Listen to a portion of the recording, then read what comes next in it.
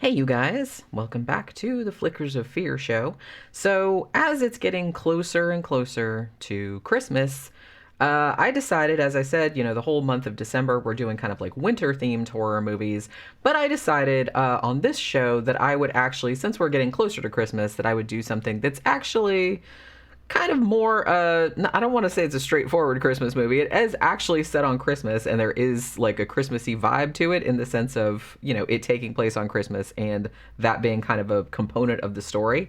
But it's a Christmas movie that a lot of people don't talk about as being a Christmas movie, I guess, because it's primarily, I mean, the way that it was, I guess, marketed, or the way that it's cover looks and everything like that, it's kind of more of a satanic type omen type thing, except funny.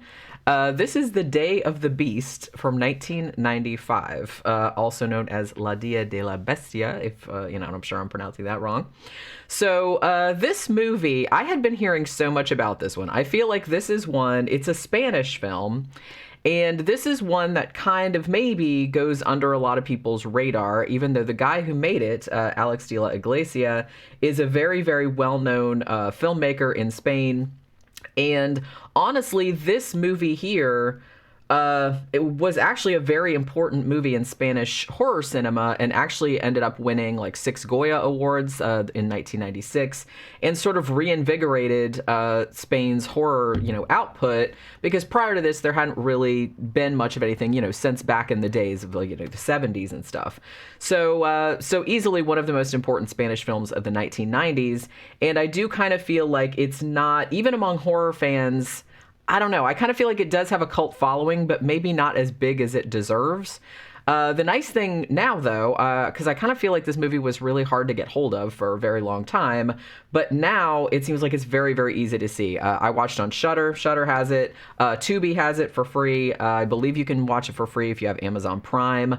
Vudu has it for free. So you can kind of see this everywhere, and I think that's really good, because I think a lot of people will really, really dig this movie. And I think it's a black comedy, like it's a horror movie, having to do with Satanism and stuff, but it's also a black comedy and almost like a satire. So how you feel about that? It kind of reminded me, and I guess I'm not the only person that thought this, but it kind of reminded me a little bit of like maybe an early Peter Jackson movie. Not as over the top, like grotesque as that, but the sense of humor is kind of similar, if you know where I'm coming from.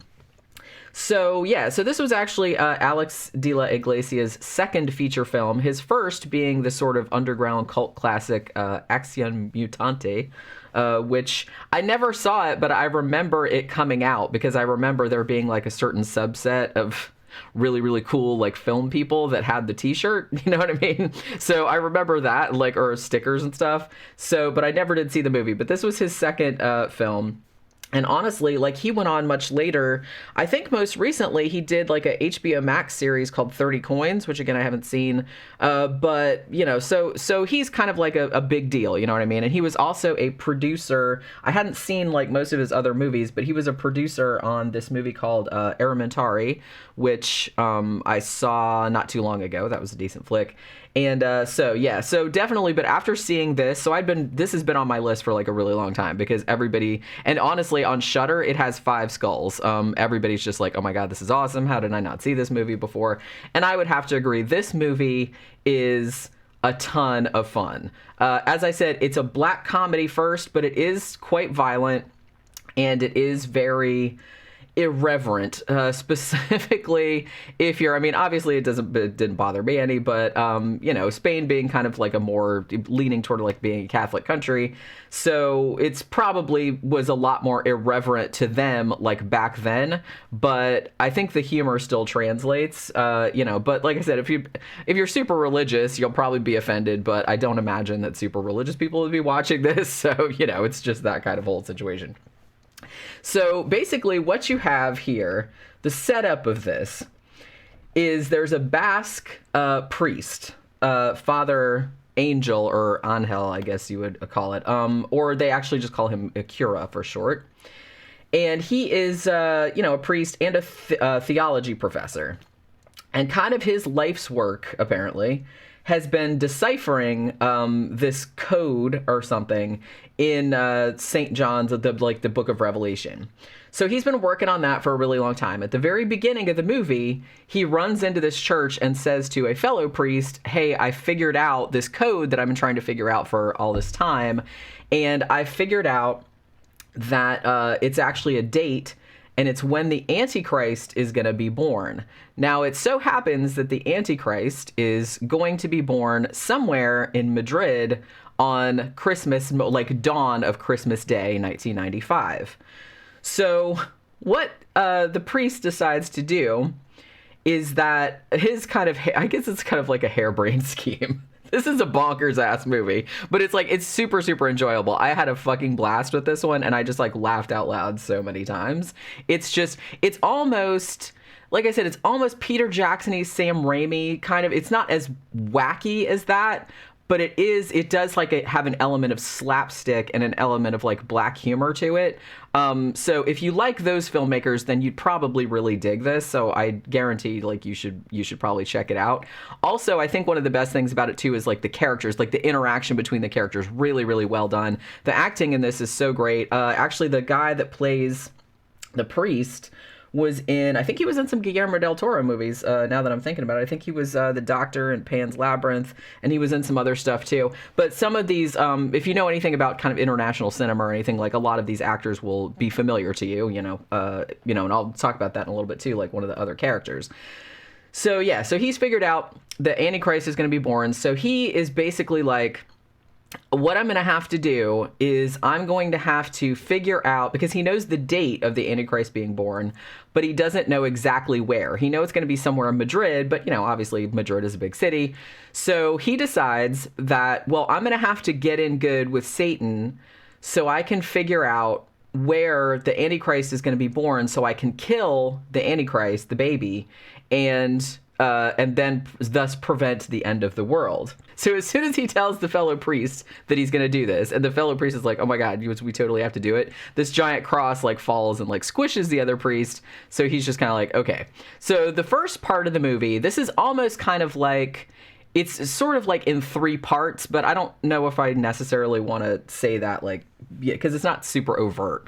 But the first part is he decides, I'm going to have to go and start doing some sinning so I can get Satan's attention. Because his reasoning is, because I'm a priest, I can't just like ask the devil where the Antichrist is going to be born. He's not going to tell me, right? Because I'm a priest, I'm his enemy.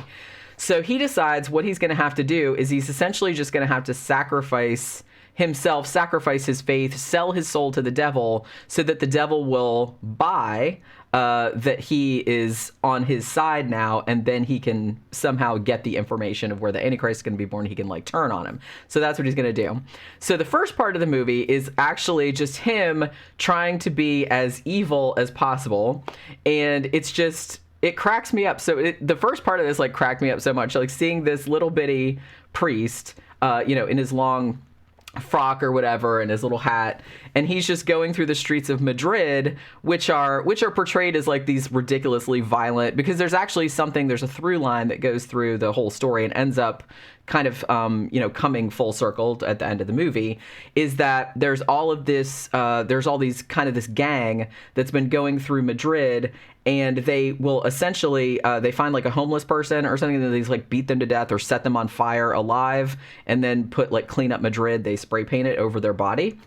So that's kind of been going on a lot, and that's kind of been going on in the background. And like I said, it ties into how the story ends. So he's walking through these rough, violent streets of Madrid, and he's at first just doing, shitty, assholey things, but nothing like super evil. Like he'll go, like there'll be like a homeless guy like sitting there with a cup full of money, and he'll just like take all the money and like put it in his pockets. There's one guy who's like dying in a car accident, and the cops asked him, he's just laying there all fucked up on the hood, and like the cops say, can you come give him the last rites? And he comes over there, steals the dude's wallet, and then like whispers in his ear, I hope you rot in hell, like instead of giving him the last rites. So he's doing stuff like that. Actually, my favorite thing was when there's like a mime who's kind of up on this, sort of stair platform thing, like, doing the mime thing. And the priest just like pushes him up.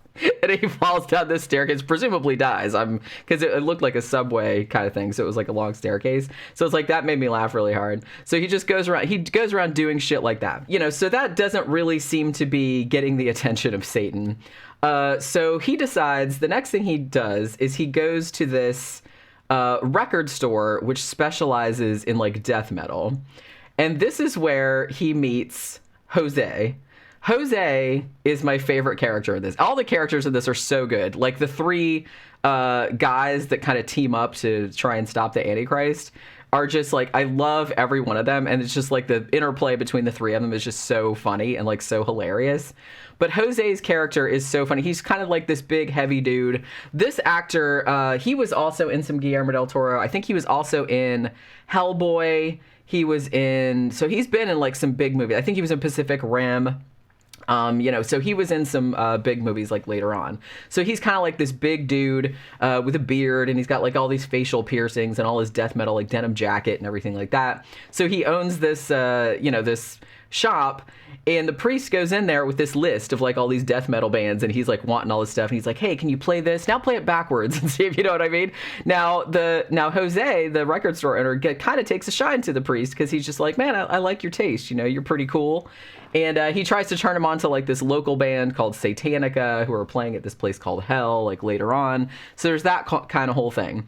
Now, so they kind of develop a friendship, and it so happens that the priest has, he's come to Madrid and he doesn't really have anywhere to stay. Oh, he stole somebody else's suitcase too. That was another thing that he did. While the guy was out trying to get a cab, like he just took his suitcase and was like, bye. So Jose tells him, he's like, oh, my mom owns this like boarding house type of thing, and it's like, well, why don't you go there if you need a room, and she'll give you a good deal or whatever. So he ends up going there, and that's also kind of like a bunch of characters, because Jose's mom ends up just being this like this battle axe kind of just Harridan type character, and she's like super racist, and she's kind of all this, it's like, yeah, let all these people come in here, and because it's kind of a rough neighborhood, so I'm gonna blow their balls off with a shotgun or whatever. So she's that kind of this Harridan type woman. And then Jose has a grandpa who's like this big fat dude who basically just walks around the house naked all the time, and Jose keeps him on LSD to like keep him chilled out, because I guess he has dementia. And then there's this younger woman that works there, I think her name is Mina, and she's kind of like, she kind of like the manager, maid, cook type situation. She just takes care of the place, and she's kind of younger, and Jose's kind of like after her, but she's not having it. So he goes there and kind of checks in, and like I said, him and Jose develop this friendship. Jose, of course, because he's all into black metal, he immediately, is like, oh my God, the Antichrist again. Yeah, we got to do something about that. Although he's not super taking it seriously. He's just kind of like, oh, okay, cool. Heavy, he's always saying. So he decides like he's going to help the priest out. So playing the death metal backwards and, pushing mimes off of staircases really hasn't been doing much of anything. So at this point, the priest decides, well, now we need an expert to figure out how to actually sell my soul and like actually summon Satan, so we can figure out like what's going on, because the kind of clock is ticking, I think, because it's kind of like the whole story takes place pretty much like over like Christmas Eve, and they have to find where in Madrid the Antichrist is going to be born before dawn, because that's when like the Battle of Armageddon, like the end of the world, is going to start. So this takes place like over one night, like over Christmas Eve. So it's very, very Christmassy. Everybody running around, and there's all kind of Christmas shit going on in the streets, like all those Christmas lights and everything. So they decide they need to get an expert. So the expert they get is this cheese dick TV psychic. He has this show called, I think it's called The Dark Zone.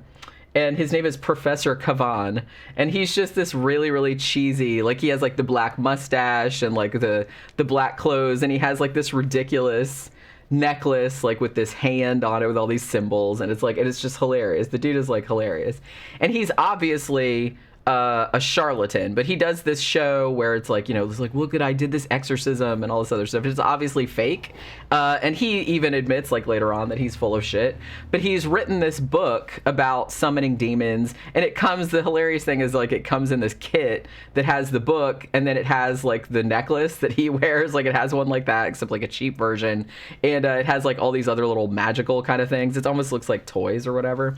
So he has this popular show. So for whatever reason, the priest thinks, well, he has this book, and he steals the guy's book, and he's like, this guy knows what he's talking about. So we have to, like, get with him and figure out how to summon Satan. So he goes to his house. He's, like, wealthy, so he lives in, like, this really, really nice, like, high-rise apartment.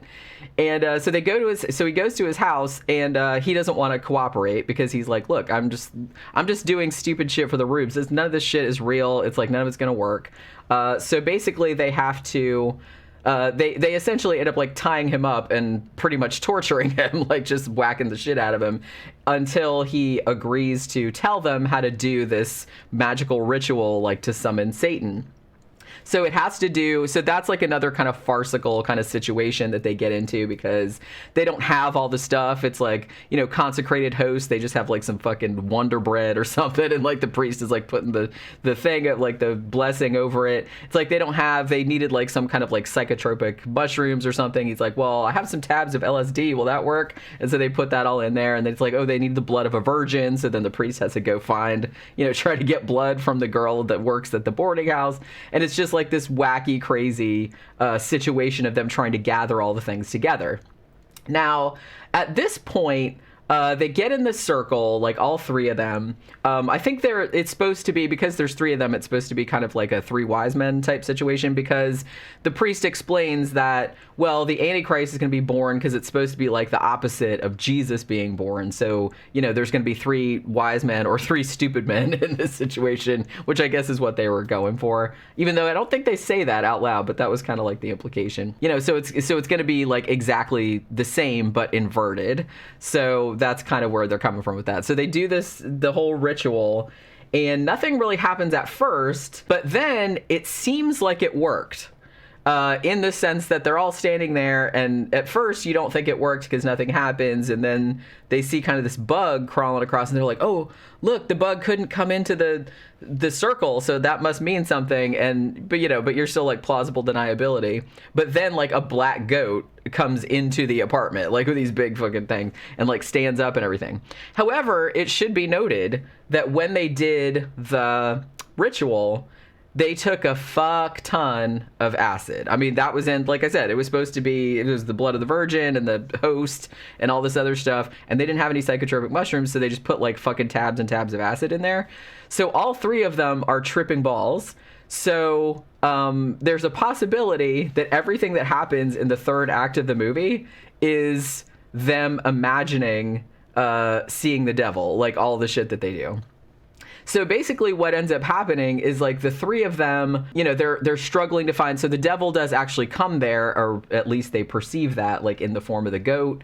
And they still, like, have to try to figure out. So finally, Professor Kavan thinks that he's figured out where the Antichrist is going to be born. And it's like this really convoluted kind of, like, explanation about, the mark of the devil, and, like, there's these two buildings that are the same kind of shape, and it's just like this crazy kind of shit. And so I don't really want to spoil the end because I kind of feel like a lot of people haven't seen this, but I will say that this movie was delightful. It was just, and I don't know if everybody's going to find it as funny as I did, but I found it very, very, very funny. It's very satirical. It's definitely making fun of, like, end times predictions, like, in movies like The Omen and stuff like that. People are saying, oh, the Antichrist and all that kind of stuff. It's definitely making fun of that. It's kind of making fun of stereotypes about, people that are into death metal and shit like that. It's definitely making fun of kind of cheesy ass TV psychics who are sort of, like, taking advantage of people's gullibility, I guess. So it's definitely making fun of that. So it's just like a funny, and it's making fun of kind of religion, Catholicism in general. I don't know. It's not a mean-spirited movie, though. It's actually, like, quite funny. And actually, the friendship, particularly between the priest and Jose, the death metal guy, is actually really kind of sweet. You know what I mean? Like they're just very, very sweet characters. So, I mean, I think that's kind of like the heart of the movie. Had these three guys, like, come together and form this unlikely friendship because they all start to believe that this is real and this is really going to happen. And, we have to stop the Antichrist. And as I said, I don't necessarily want to spoil the ending, but remember what I said earlier about, like, the gangs that have been roving around Madrid, like, burning homeless people alive and shit like that? That actually does come into play later on in the movie. Now, as I said, the end of it, it's very weird because the end of it was, like, kind of abrupt. And it took me a second before I was just kind of like, wait, what did that mean? But then, like, when I thought about it and then, like, I read a couple more things, I was like, oh, okay, I see what they're getting at. So it's left ambiguous, I think, whether they actually do, whether the devil is actually real and they did actually prevent Armageddon from happening, or whether everything after the devil ritual was just them tripping balls, because, like I said, they did take a whole bunch of acid. So it could just be that, I'm not saying that they didn't do all of the stuff that they show them doing in the movie, because they do, but I'm saying their perception of it might be a lot different than the sober person's perception of it would be. Let's put it that way. So, but, this is a classic, honestly. Should be a movie that people watch every Christmas. This is like, I saw one reviewer, they called this like the anti-Christmas movie, which it kind of is. I mean, I know that there's a lot of Christmas horror movies, and a lot of them are just like, oh, evil Santa going on a rampage or something like that. This isn't quite like that, because even though it's Christmas, and the religious aspects of Christmas are being satirized, it's more of a riff on The Omen, or on these kind of like, end times type of stories. And honestly, the humor in it, I found it very, very funny. I mean, particularly, and like the slapstick violent shit is funny, like him pushing the mime off the thing. The one hilarious fight scene between like him and and Jose's mom, like at the boarding house, where she like shoots off part of his ear and like, and all of a sudden like chasing her all around. I mean, just, it's hilarious, but it has other funny shit in it too. It's not just all like constant slapstick, but that shit is very funny. And it's done in a way that's not, because normally I don't like that real over the top, like zany slapsticky kind of humor. So when I say slapstick, I don't mean it's just like wall to wall, like, Three Stooges or anything. It's not that crazy, but it's really still funny though. And there's still like a lot of really funny shit going on there that's not that. Just the interactions with the characters and just the absurdity of the entire situation is just so fucking great. And I really feel like more people should see this. More people should see it as a Christmas movie, because it totally is. And it's so good. The version that's on, I watched the version that's on Shudder. As I said, it's on several different streaming services for free. So, there's no reason for you not to go watch it. It's on Tubi for free. It's everywhere. The only thing I will say, like, it came out in 1995. Some of the special effects, like the green screen effects, like there's a couple scenes, the devil standing up, or there's a couple scenes where they're climbing where they're tripping balls and they're climbing around the outside of this a high rise, like, and try not to fall off, and they're all kind of like there's all that kind of stuff, so you can see like the edges of the green screen, so it's not fantastic, but a lot of movies that came out in the 90s, like low budget movies, because I think the budget on this was maybe 2 million, something like that. It's maybe not even that much, but other than that, this isn't a real special effect heavy movie. So in a way, like the cheap looking effects, like the green screen effects, it almost kind of like adds to the charm, I want to say, just because the characters are so, and like I said, it's just such a wacky premise that, I mean, you can't help but love it. This is a lovable movie. You know what I mean? That was one thing that I was like, as satirical as this is, as black-hearted as this is, it's still kind of like charming in a weird way. and I'm not really sure how to explain it unless you've seen it, but I would definitely recommend it. It's a really funny Christmas movie that is not like your average Christmas horror movie type of thing. Definitely more of a comedy, but it definitely does have horror elements to it as well. So yeah, definitely check out The Day of the Beast. It's a lot of fun, and I had a really, really good time with it, and I feel like more people should watch it, especially around the holiday season. So that will do it for this Flickers of Fear, and I will see you guys on the next one. Bye.